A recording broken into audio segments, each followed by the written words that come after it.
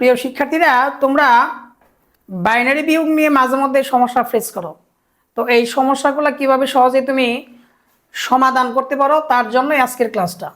দেখো, বাইনারি বিয়োগ করার জন্য এখানে কতগুলো রুলস আছে, এই রুলসগুলো আমরা একটু বুঝে নিই। দেখো, জিরো থেকে তুমি যদি জিরো বিয়োগ করো তাহলে জিরো হবে, এটা স্বাভাবিক কথা। ওয়ান থেকে যদি জিরো বিয়োগ করো তাহলে ওয়ান হবে, ওয়ান থেকে যদি ওয়ান বিয়োগ করো জিরো হবে। কিন্তু এইটা একটু মাথায় রাখতে হবে। দেখো, জিরো থেকে যদি ওয়ান বিয়োগ করো তাহলে হবে ওয়ান, কিন্তু হাতে থাকবে কি বলো, ওয়ান। এটা কিন্তু খুবই গুরুত্বপূর্ণ, এটা বুঝলেই তুমি বাইনারি বিয়োগটা তোমার জন্য একদম সহজ হয়ে যাবে। দেখো, আরও দুটা রুলস আমাদের মাথায় রাখতে হবে।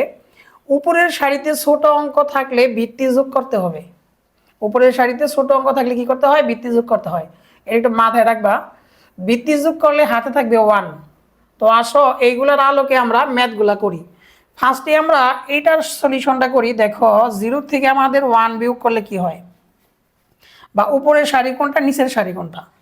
দেখো, যে উপরে যে জিরো, এটা হলো উপরের সারি। তো জিরোটা ছোট, ওয়ানটা কি বলো, বড়। যদি উপরে দেখো ছোট আর নিচে যদি দেখো বড়, সেক্ষেত্রে তোমার ভিত্তি যোগ করতে হবে। দেখো, বাইনারি সংখ্যার ভিত্তি কত, দুই।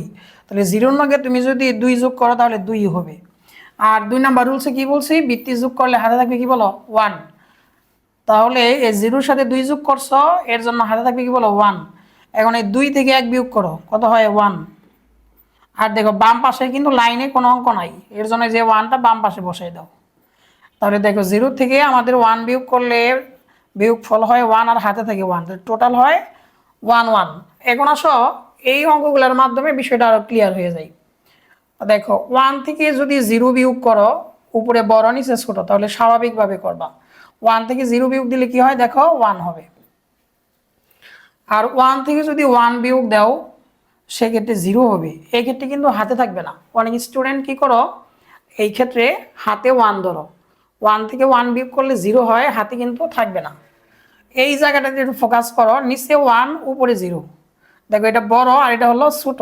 তাহলে উপরের সারিতে ছোট হলে আমাদের কি যোগ করতে হয়, ভিত্তি যোগ করতে হয়। ভিত্তি কত বলো, বাইনারি সংখ্যার দুই। তাহলে জিরোর সাথে দুই যোগ করলে দুই হয়, আর ভিত্তি যোগ করলে হাতে থাকবে কি বলো, ওয়ান। এখন এই দুই থেকে এক বাদ দাও, কত হয়, ওয়ান। আর এই যে হাতের ওয়ান এই পাশে চলে আসবে, যে ওয়ান থেকে যদি ওয়ান বিয়োগ দাও তাহলে জিরো হবে। এটাই কিন্তু অ্যান্সার। আমরা এই অঙ্কটার মাধ্যমে এটা আরেকটু ভালো করে বুঝি। দেখো, জিরো থেকে ওয়ান, উপরে দেখো ছোট নিচে বড়, উপরে যদি ছোট আর নিচে বড় হলে কি করতে হয়, ভিত্তি যোগ করতে হয়। জিরোর নাকি টু যোগ করলে টুই, আর হাতে থাকবে কি বলো, ওয়ান। এখন এই টু থেকে এই ওয়ান বাদ দাও, তাহলে কি হয় বলো, ওয়ান। আর এই যে হাতের ওয়ানটা কিন্তু যে পাশের নিচে এসে যোগ হবে, তাহলে ওয়ান আর ওয়ান কি বলো, টু। এখন মূলত এখানে আছে টু আর উপরে আছে ওয়ান, তাহলে এটা ছোট এটা বড় হয়ে গেল। তাহলে উপরের সারিতে ছোট হলে কি যোগ করতে হয়, ভিত্তি যোগ করতে হয়। ভিত্তি কত, বাইনারির দুই, তাহলে দুইয়ের নাকি যদি এক যোগ করো কত হয়, তিন। আর হাতে থাকবে কত বলো, এক।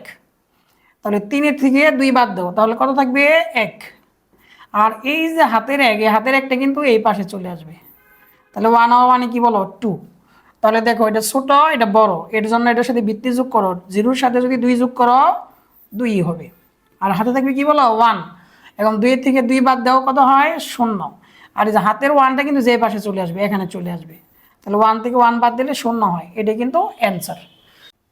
এখন চলো এই ম্যাথটা করি। দেখো, উপরে জিরো নিচে ওয়ান, উপরে ছোট, এর জন্য ভিত্তি টু যোগ করো। টু যোগ করলে কি থাকে বলো, হাতে এক থাকে। টু থেকে ওয়ান বাদ দিলে কত থাকে বলো, ওয়ান।